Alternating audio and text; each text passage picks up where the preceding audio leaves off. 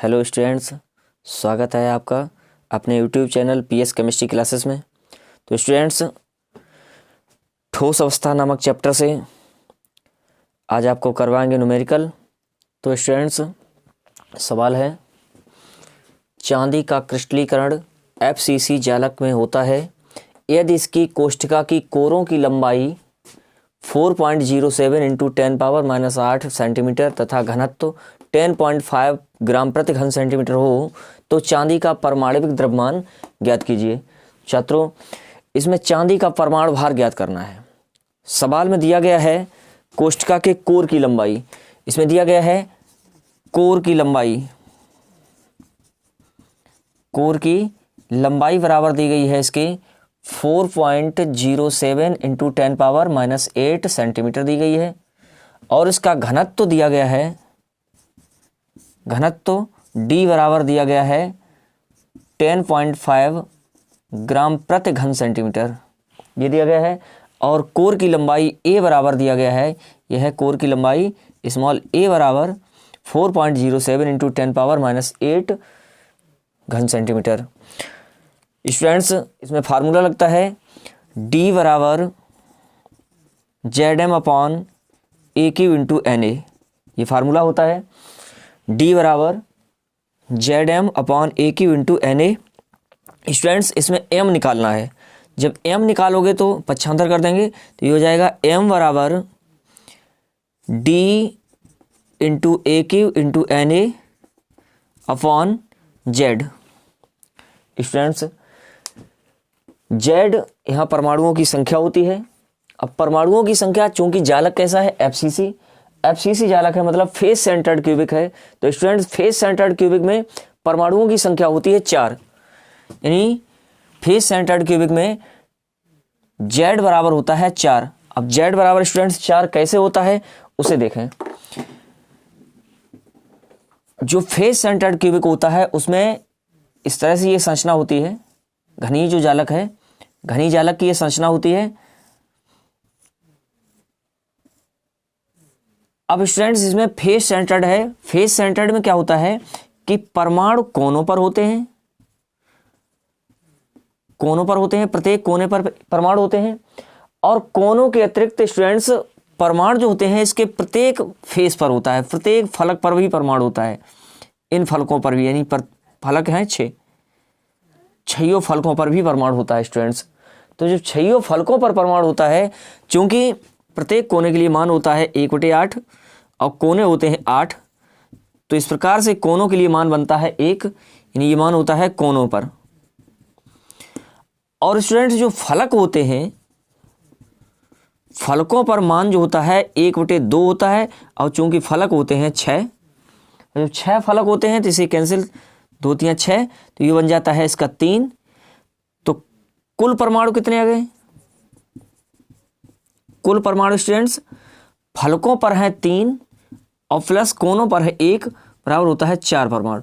तो इस प्रकार से ये हो जाता है मान 4, अर्थात इसमें Z बराबर होता है 4, A बराबर दिया गया है, D बराबर दिया गया है, Na जो होता है ये एवोगाद्रो स्थिरांक होता है, जिसका मान होता है 6.023 इंटू 10⁻23।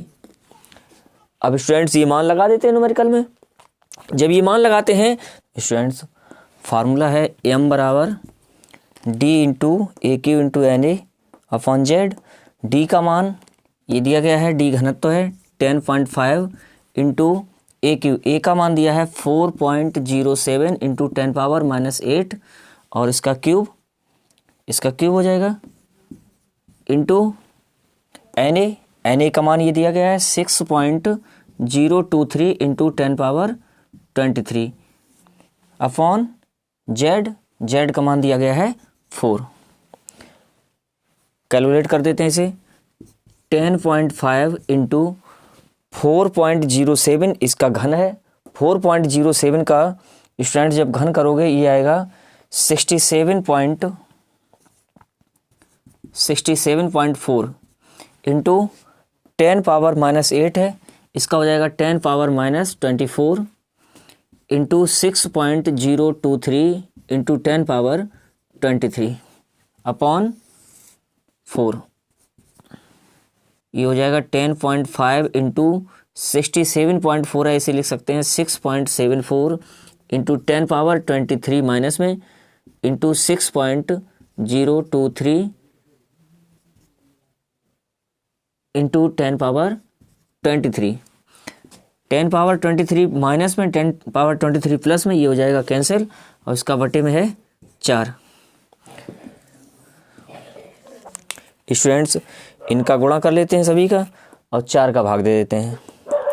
इसमें 10 ये हो जाएगा आपका 10.5 इंटू 6.74 इंटू 6.023 अपॉन 4, इन सभी का गुणा कर लो।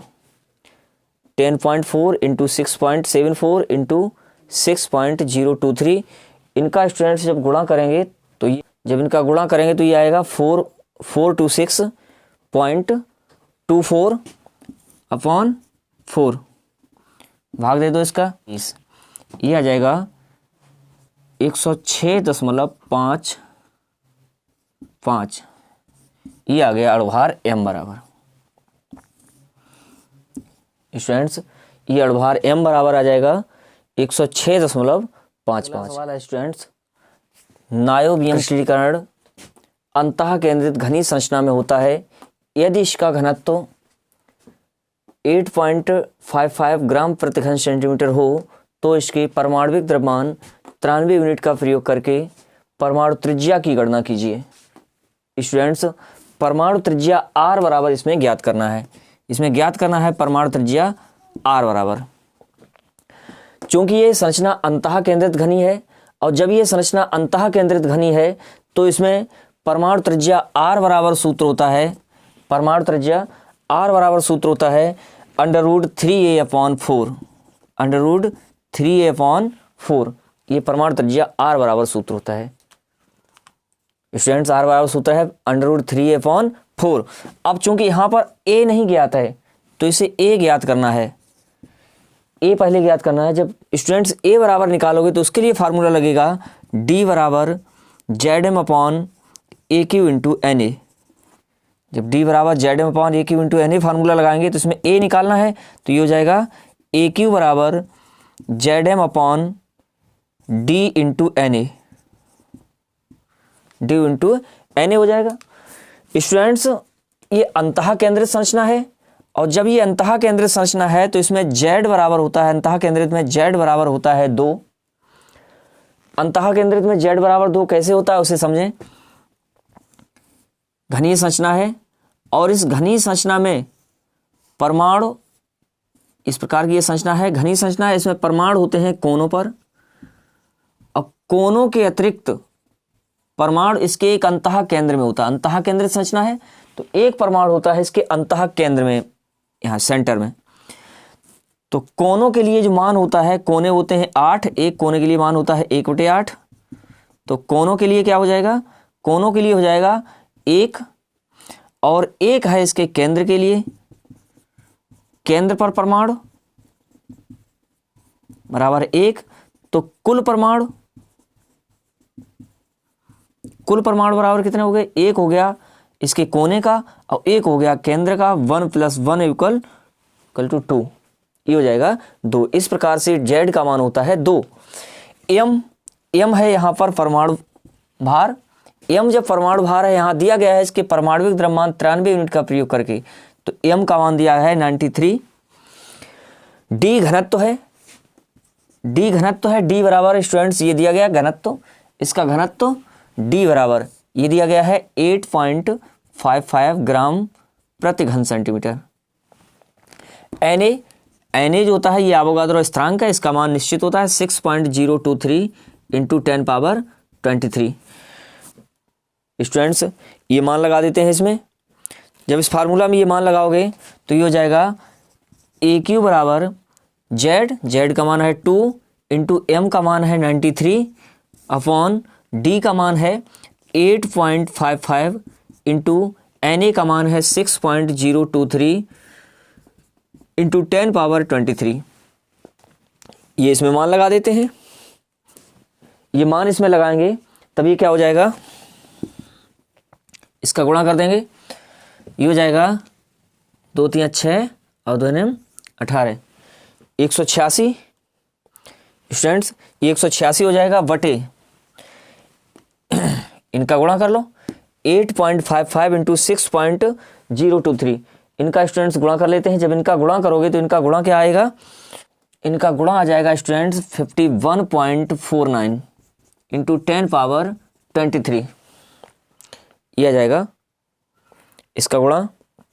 अब स्टूडेंट्स इसे देखो 186 बटे है 51.49, जब 186 में 51.49 के भाग दोगे तो ये आ जाएगा 3.61 और ये यहाँ जो 10 पावर 23 है ये ऊपर पहुँच जाएगी। जब ऊपर ये पावर पहुँचेगी तो ये जाएगा 10 पावर 23 माइनस में।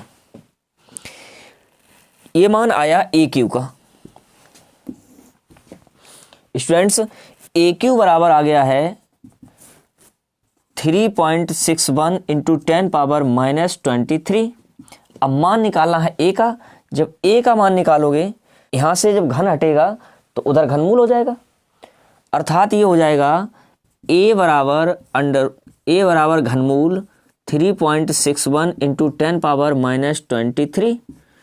अब चूंकि स्टूडेंट्स जो 23 होता है इसका घनमूल बनेगा नहीं तो यहाँ पर हम 24 कर लेते हैं। जब यहाँ 24 माइनस में करोगे तो यहाँ पर जो 3.61 है ये हो जाएगा 36.1, यानी ये हो जाएगा ए बराबर घनमूल 36.1 इंटू 10 पावर माइनस 24, ये हो जाएगा। यहाँ से इसका घनमूल निकालोगे, ये है 36.1। जब 36.1 का स्टूडेंट्स घनमूल निकालते हो ये आता है 3.3, यानी ए बराबर हो जाएगा 3.3 इंटू 10 माइनस 24 है। 24 का जब घनमूल करोगे तो ये हो जाता है 10 पावर माइनस 8। ये स्टूडेंट्स मान आ जाता है ए का। जब ये ए का मान आ गया 3.3 इंटू 10 पावर माइनस 8, अब चूंकि फार्मूला आपको ये लगाना था, ये मान निकालना है आर का। जब आर का मान निकालोगे तो ये आर बराबर हो जाएगा √3 इंटू ए का मान ये है 3.3 इंटू 10 पावर माइनस 8 और अपॉन है 4, इसका बटे हो जाएगा 4। अब स्टूडेंट्स देखें यहाँ ये हो जाएगा √3 का मान होता है, यानी आर बराबर क्या हो जाएगा, √3 का मान होता है 1.732, ये मान होता है √3 का into 3.3 into 10 power minus 8 upon 4। Students ये आता है 1.732 into 3.3 into 10 power minus 8 upon 4। इनका स्टूडेंट्स गुणा करोगे तो ये हो जाएगा आर बराबर 5.71 अपॉन 4 इंटू 10 पावर माइनस 8। इसका इसमें भाग दे दो, 5.71 में 4 का भाग दे दो। जब 5.71 में 4 का भाग दोगे तो स्टूडेंट्स ये आ जाएगा आर बराबर 1.428 इंटू 10 पावर माइनस 8। ये मान आ गया आर का इतने सेंटीमीटर में आ गया। ओके स्टूडेंट्स, ये मान आर का आ गया इतने सेंटीमीटर में। अब इसे सेंटीमीटर में बना रहे हैं तो तब भी सही है, या इसे अन्य यूनिट में चेंज कर दो। स्टूडेंट्स इसमें दशमलव जो है 2 अंक आगे बढ़ा दें, ये हो जाएगा आर बराबर 142.8 गुणा 10 पावर जो माइनस 8 था 2 अंक दशमलव आगे बढ़ाया, ये हो जाएगा 10 power minus 10 centimetre. Students 10 power minus 10 centimetre बराबर होता है 1 पिकोमीटर। तभी हो जाएगा स्टूडेंट्स आर बराबर 142.8 पिकोमीटर। That's answer. ये स्टूडेंट्स आंसर आ जाता है इसका।